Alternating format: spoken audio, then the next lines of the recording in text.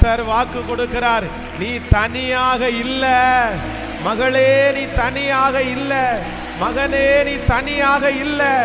நான் உன்னோடு கூட அந்த வனாந்தரத்திற்கு வருவேன், அந்த சூழ்நிலையில வருவேன்.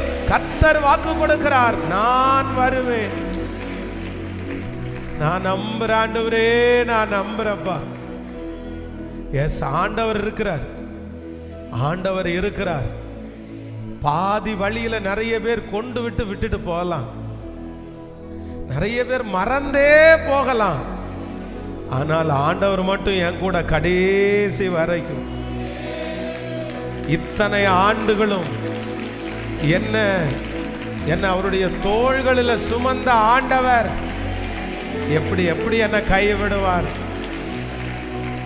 ஹல்லேலூயா.